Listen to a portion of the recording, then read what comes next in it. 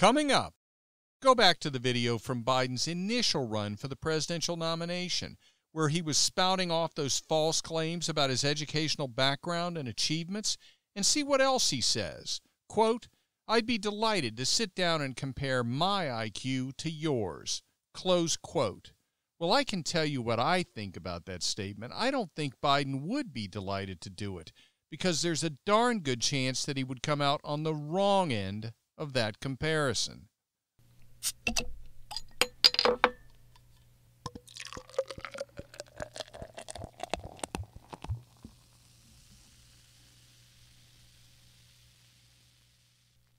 Welcome back to Political Spirits. I'm your host, Franklin Rye. We still stand for the proposition that the left and the right should have a few drinks and talk. Compromise is not a requirement. If those discussions result in us changing or even abandoning our positions, that's fine. If they don't, that's fine too. We just need to talk to each other.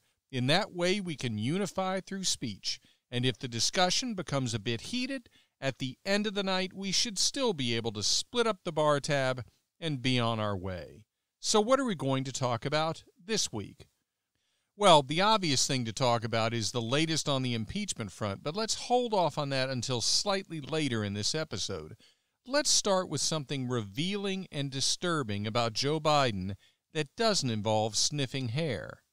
The advent of smartphones and the resultant ability to videotape anybody at any time has really had an impact on politics.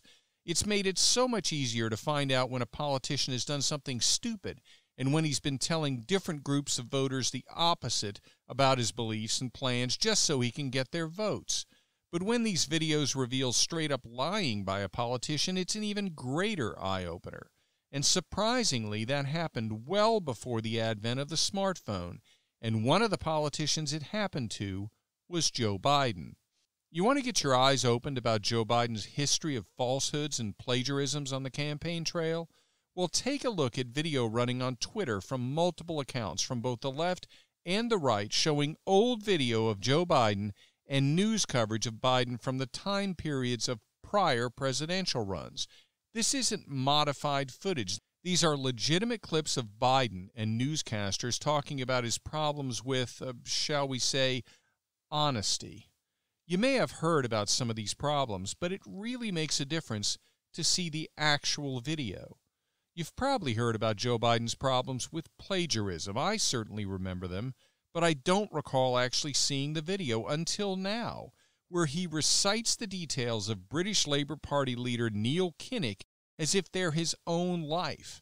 And he just told the audience he'd been thinking about these things, as if he was introducing the details of his own life, including talking about his ancestors working in the coal mines and then coming up from underground to play football.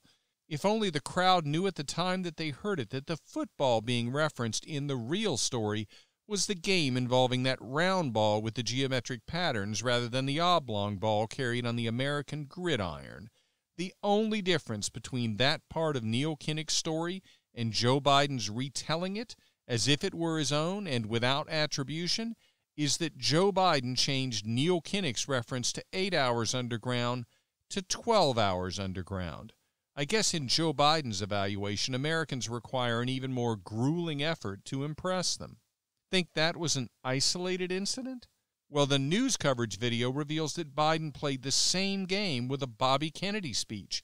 But even more telling is that the coverage reveals that Joe Biden was caught plagiarizing in law school, quoting 5 pages of someone else's work without properly citing it. He was given an F in the course, although what the tape doesn't reveal was that he lobbied for relief from the F and was given a chance to retake the course, after which he received a B. Perhaps we should think of Biden's current run, after his prior inauspicious runs for the presidency, as him requesting an opportunity to retake the course after his prior failures. But for me, the more shocking part of the video is when Biden is caught lying on the tape, indicating that he received 3 degrees in college, was named the outstanding political science student, and graduated in the top half of his class at the University of Syracuse Law School. The video then reveals that he later admitted that none of those statements was true. Incredibly, he didn't just not graduate in the top half of his class in law school, he graduated 76th in a class of 85 students. Now, those pieces of information about his college and law school career are so specific and so far from the truth that I don't see how on earth Biden's false claims could have been simply a mistake. It's not like saying I graduated in the top 25% and it turns out that you graduated in the top third. He said he was in the top half, and he actually was nearly at the bottom. He said he received 3 degrees in undergraduate, but he only received 1. He said he was named Outstanding Political Science Student, but he simply wasn't. And that's not just an exaggeration. Those are made up out of whole cloth. Watch how Biden conducts himself when challenged on the campaign trail. He gets very forceful and aggressive, and he speaks with an outward, obvious conviction and confidence in what he says. But is any of it the truth? For the aggression, look to his recent interaction with a voter where he puts his hands on the voter's chest and appears to grab his jacket. That's absolutely inappropriate, but he's been doing stuff like that for decades, and the media never calls him on it. Look just a couple of months ago where he challenged an overweight voter to a push-up contest. Go back to the video from Biden's initial run for the presidential nomination, where he's spouting off those false claims about his educational background and achievements, and see what else he says. Quote, "I'd be delighted to sit down and compare my IQ to yours," close quote. Well, I can tell you what I think about that statement. I don't think Biden would be delighted to do it, because there's a darn good chance that he would come out on the wrong end of that comparison. Next topic.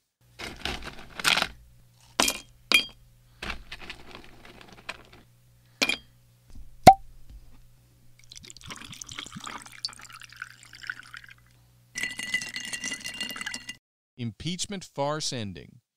Given that this podcast is released on Sunday, the latest on the impeachment front is the decision on Friday not to hear new witness testimony in the Senate, to instead rely on the witnesses heard and the evidence gathered in the House.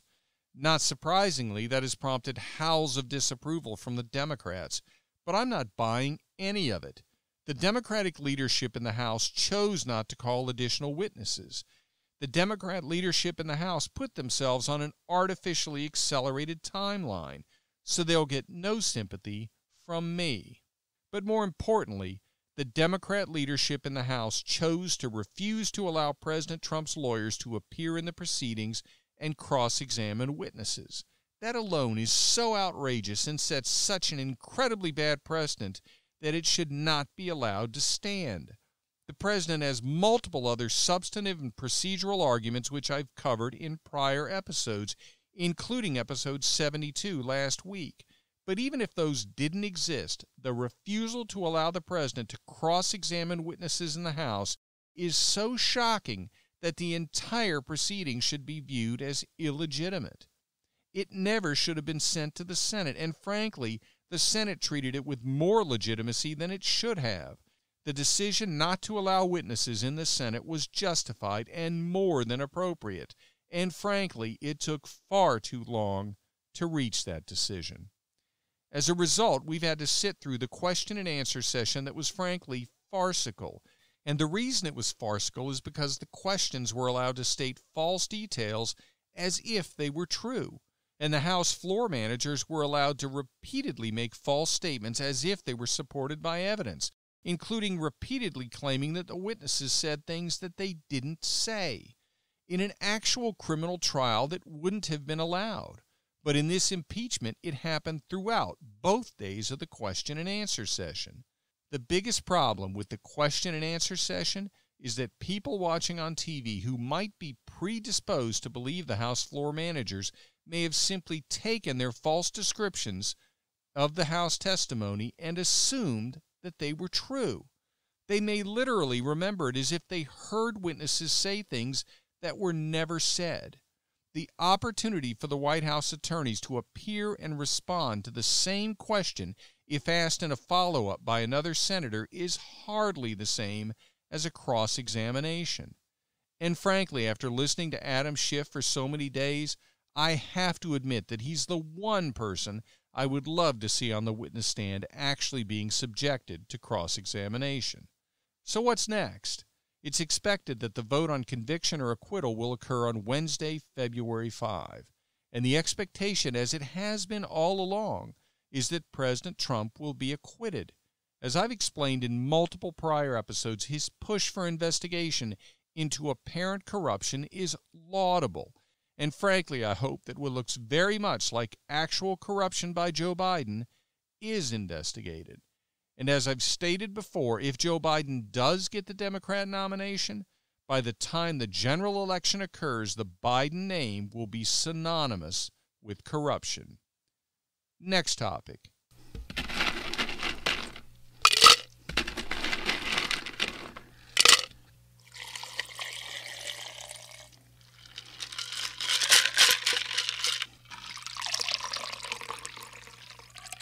Is Bernie for real?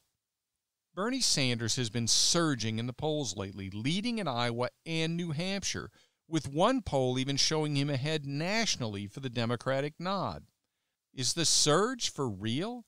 Well, if you believe some of the coverage that's circulating lately, it's sufficiently likely to be real that there are at least some leaders in the Democratic Party who are pushing for a change to the convention rules that would disadvantage Bernie Sanders.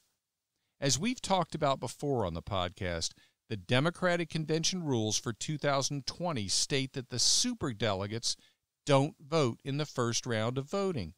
Only if nobody gets more than 50% in the first round do the superdelegates step in. That change was made for the first time for this year's convention.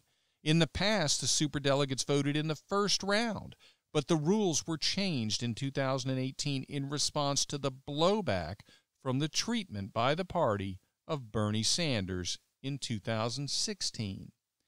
Now, there are apparently at least some Democratic leaders who want to change it back, presumably to help prevent Bernie Sanders from winning. So can Bernie Sanders win the Democratic nomination? And if he did, will he present a strong challenge to Donald Trump? Well, the threat that Bernie poses to win the nomination has been apparent from the beginning because of the loyalty of his base. He was the only Democratic candidate from the field of seemingly thousands who had a loyal base from the get-go.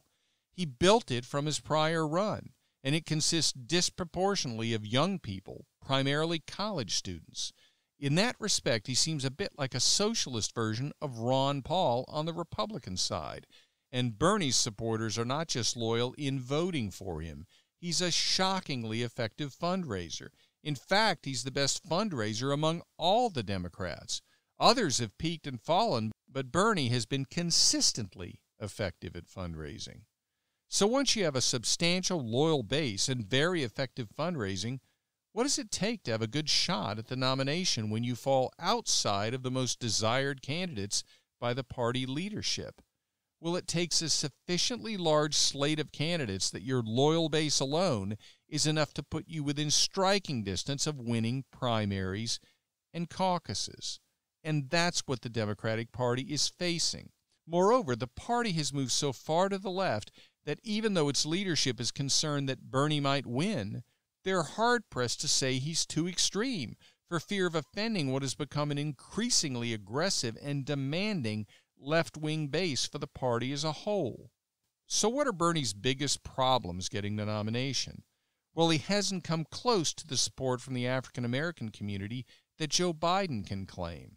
And that's the reason why Bernie has only closed the margin significantly in South Carolina, but has not come close to taking the lead. The second problem for Bernie is the Democratic Party leadership. It's the reason why, when I was asked in a conversation 3 days ago whether I would bet on Bernie to get the Democratic nod, if I had to bet at this point, I said no, I'd still bet on Biden. I still think he has the better shot to get the Democratic nomination, but clearly that can change, especially if Bernie manages to take both Iowa and New Hampshire and Biden doesn't come in a close second. So if Bernie has a real shot, even if Biden is probably still technically ahead at this point, is he a threat to Trump? Absolutely. Would he beat Trump? As I've said before, so long as the economy stays solid, I expect Trump to win with an even larger electoral margin than in 2016. Having said that, Bernie presents some challenges in the Midwest. But in the end, I still think Trump would win those states which he picked off in the Midwest to secure his 2016 win. Among the three critical states, Pennsylvania, Michigan, and Wisconsin, Michigan is the most at risk and could be a potential pickup for Sanders in the general. If I had to bet on it, though, I still say Trump will win Michigan. So if a Bernie Sanders nomination might improve the Democratic presidential chances in the Midwest, are there ways in which his candidacy would hurt their chances? Absolutely. Count on huge amounts of corporate-connected donations to move in the direction of the Trump campaign if Bernie Sanders gets the nod. Count on huge amounts of upper-middle-class money to move in the direction of the Trump campaign if Bernie Sanders gets the nod. Count on the suburban support from middle-aged voters which the Democrats were counting on if Joe Biden got the nomination to be cut dramatically if Bernie Sanders gets the nomination. Moreover, don't expect Trump to lose much, if any, of his base of support if Bernie Sanders gets the nomination. But when I asked if Bernie was for real, I was asking the question in two contexts. First, does he have a chance of getting the nomination, and if so, winning the general election, which I've already addressed? And secondly, does he really believe what he says he believes? One of the things you hear about Bernie Sanders is that he's genuine, that he's consistent, that he's been saying what he's been saying for decades, so he has more credibility than other politicians. Well, you definitely hear that, but is it true? Well, one thing that clearly conflicts with the claim that he's been saying the same thing for decades is the fact that he used to refer derisively to millionaires and billionaires, but now he refers derisively simply to billionaires. Why the change? Well, the obvious reason is because he's now a millionaire. As a result of dramatically increasing his visibility by running a national campaign, he was able to become a best-selling author, and he's famously now bought 3 separate homes, including a lake house. Does that make him a hypocrite as a socialist? Well, certainly would seem to, at least as far as his prior criticism of millionaires, but it might be worse than that. Investigative reporter and author Peter Schweitzer was recently on Fox News, and part of the discussion dealt with Bernie Sanders and his wife. It provided some information and raised a lot of questions, but as to what I found to be the most eye-opening of those questions, it couldn't provide definitive answers. You see, what the discussion disclosed is that the Sanders campaign has been going to a small company called Old Town Media, an LLC, which Schweitzer indicated had no website, no phone number, and no office space, but it was instead listed as being located at a private home in a suburb in Virginia. And to that small company in a private home with no listed phone number or website, the Sanders campaign had pumped through nearly $83 million in political advertising. As Schweitzer noted, advertising agencies typically receive a 15% commission, so this little company may have earned over $12 million from the ad buys. It seems odd to send that much money to such a small company, with no real profile and brick-and-mortar presence in advertising. So who owns the company? Apparently, 2 acquaintances of Bernie Sanders' wife. So what's the unanswered question? The unanswered question is whether Bernie Sanders' wife or other members of his family is profiting from the ad buys through Old Town Media. Schweitzer notes that, quote, when a highly respected Vermont reporter named Jasper Craven, working for the nonprofit VTdigger.com, asked Jane about Old Town Media during a phone interview, she replied, quote, I have no idea what Old Town Media is, close quote. Then she hung up the phone, close quote. That does seem odd, but it doesn't prove anything. But it does make you wonder. And I wonder about Bernie Sanders. If you've listened to my prior episode of this podcast entitled Comrade Bernie, you know that I'm deeply disturbed by his connection to communism and communist and socialist dictators. As I noted, and many others have noted, he honeymooned in the Soviet Union, when it was the Soviet Union, and we were still in the midst of a Cold War with that communist country. Bernie Sanders also chose to live in a socialist commune in Israel called a kibbutz, and the founder of that commune spoke fondly of Stalin and mourned his death, just as Bernie Sanders has spoken fondly of socialist and communist dictators in Latin America. So when people talk about Bernie Sanders being consistent for decades with what he's saying, the proper response is, yeah, that's the problem. He's been supporting communist regimes that suppress the rights of the populace, including at one point hanging a Soviet flag in his office when he was a mayor. Combine that with his derisive talk about the wealthy and with his astounding statement that his tax plan would eliminate billionaires over time, and you have a candidate who has spoken with admiration directed at dictatorial regimes that were economic disasters, now seeking the presidency of the most successful country in history. A win for Bernie Sanders in the general election would be not just a loss for America, but rather a full-fledged disaster. So is Bernie Sanders for real? When it comes to what he says, yes, he's for real, but combine what he says now with what he said then, and that is the reality, and it's terrifying. What's even more terrifying is that large swaths of the voting public appear not to find it terrifying. My evaluation, though, is that those large swaths are not enough to overcome the support for Donald Trump. For everyone's sake, let's hope my evaluation proves to be correct. And in 1 week's time, the assumption that another episode of Political Spirits will be released for your enjoyment will likewise prove correct. I look forward to recording it, and I hope you look forward to it as well. As I mentioned last week, I'm excited to announce that there will be interviews with some great guests in the upcoming episodes of Political Spirits. I'll be recording one later this week and releasing it not in episode 74, but in the following week in episode 75, and there will be more to come after that. Be sure to tell your friends about Political Spirits and like the podcast on Facebook at Political Spirits, and follow me and the podcast on Twitter at Franklin Rye. And we're on Instagram now as well at Political Spirits. And remember, all episodes are now on YouTube also, and the YouTube channel is named Political Spirits Network. If you're watching on YouTube, be sure to like and subscribe and hit the notification bell and select all after you hit the bell. This is Franklin Rye. Thank you for listening.